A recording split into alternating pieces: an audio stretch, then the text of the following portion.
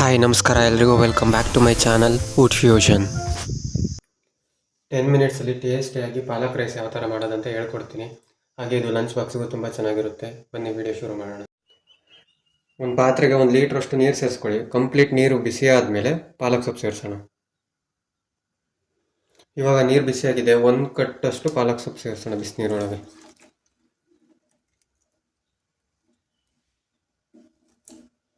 ಇದನ್ನು 2 to 3 minutes ಅಷ್ಟು ಬೇಯಿಸಿ. ನೋಡಿ, ಇವಾಗ ಪಾಲಕ್ ಸೊಪ್ಪು ಬೆಂದಿದೆ.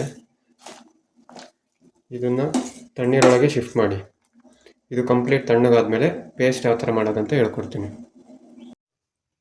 ಒಂದು ಮಿಕ್ಸಿ ಜಾರಿಗೆ ಪಾಲಕ್ ಸೊಪ್ಪು,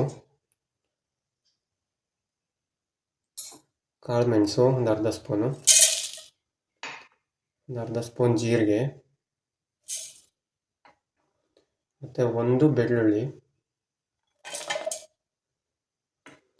ಹಾಗೆ ಸ್ವಲ್ಪ ಪುದೀನ ಸೊಪ್ಪು, ಸ್ವಲ್ಪ ಕೊತ್ತಂಬರಿ ಸೊಪ್ಪು,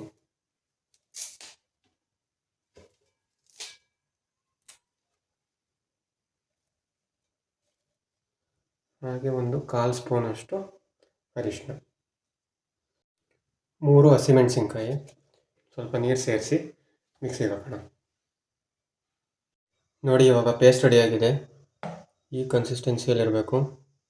ಬನ್ನಿ ಒಗ್ಗರಣೆ ಯಾವ ಥರ ಪ್ರಿಪೇರ್ ಮಾಡೋದಂತ ನೋಡೋಣ. ಒಂದು ಕಡಾಯಿಗೆ 3 ಟೇಬಲ್ ಸ್ಪೂನಷ್ಟು ಎಣ್ಣೆ ಸೇರಿಸ್ಕೊಂಡು, ಎಣ್ಣೆ ಬಿಸಿ ಆದಮೇಲೆ ಒಂದು ಅರ್ಧ ಟೇಬಲ್ ಸ್ಪೂನಷ್ಟು ಜೀರಿಗೆ ಹಾಕಿ, ಹಾಗೆ ಗೋಡಂಬಿ ಸೇರಿಸ್ಕೊಳ್ಳಿ. ಗೋಡಂಬಿ ಇದ್ದರೆ ಸೇರಿಸ್ಕೊಳ್ಳಿ, ಆಪ್ಷನಲ್ಲು.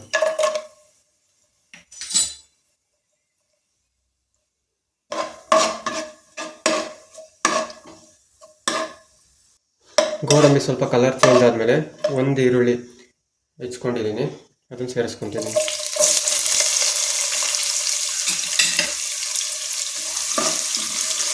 ಒಂದು ನಿಮಿಷ ಮಾರ್ಕ್ಸಿ ಸಾಕು.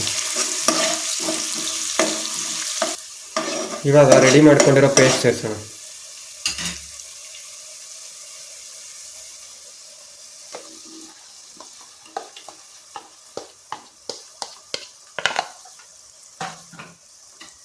ಎಲ್ಲ ನೀಟಾಗಿ ಮಿಕ್ಸ್ ಮಾಡಿ.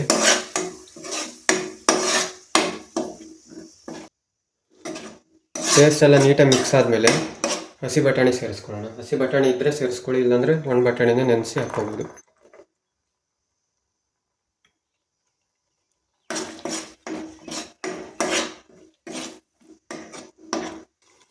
ಇವಾಗ ಕುದಿ ಬಂದಮೇಲೆ ಅರ್ಧ ಟೇಬಲ್ ಸ್ಪೂನಷ್ಟು ಗರಂ ಮಸಾಲ, ಅರ್ಧ ಟೇಬಲ್ ಸ್ಪೂನಷ್ಟು ಧನಿಯಾ ಪುಡಿ ಮತ್ತು ರುಚಿಗೆ ಎಷ್ಟು ಬೇಕಷ್ಟು ಉಪ್ಪು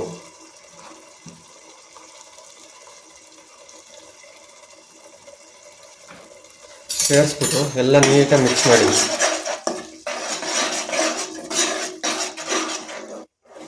ನೀಟಾಗೆಲ್ಲ ಮಿಕ್ಸ್ ಆದಮೇಲೆ ಹಸಿ ವಾಸನೆ ಹೋಗೋ ತನಕ ಒಂದು ಲಿಡ್ ಕ್ಲೋಸ್ ಮಾಡಿ.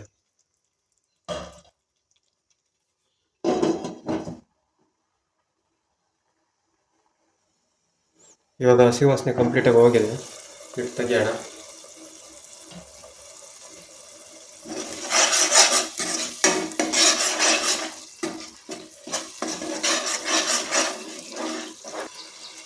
ಇದಕ್ಕೆ ನಾನು 1-2 ತಿನ್ನುವಷ್ಟು ರೈಸ್ ಸೇರಿಸ್ಕೊತಿದ್ದೀನಿ. ನಾನು ರೈಸ್ ಆಲ್ರೆಡಿ ಪ್ರಿಪೇರ್ ಮಾಡಿ ಇಟ್ಕೊಂಡಿದ್ದೀನಿ.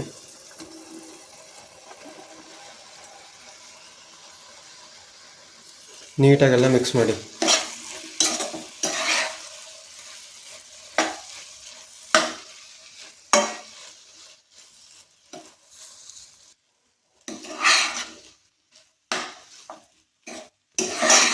ಎಲ್ಲ ಕಂಪ್ಲೀಟಾಗಿ ಮಿಕ್ಸ್ ಆಯಿತು. ಇದಕ್ಕೆ ಸ್ವಲ್ಪ ಕಡಲೆಬೀಜ ಸೇರಿಸೋಣ. ನಾನು ಆಲ್ರೆಡಿ ಇಟ್ಕೊಂಡಿದ್ದೀನಿ. ಒಗ್ಗರಣೆ ಒಳಗೆ ಸೇರಿಸ್ಕೊಂಡ್ರೆ ಮೆತ್ತಗಾಗ್ಬಿಡುತ್ತೆ, ಅದಕ್ಕೋಸ್ಕರ ನಾನು ಫಸ್ಟೇ ಇಟ್ಕೊಂಡಿದ್ದೆ. ಲಾಸ್ಟ್ ನೈಸ್ ಮಿಕ್ಸ್ ಕೊಡೋಣ.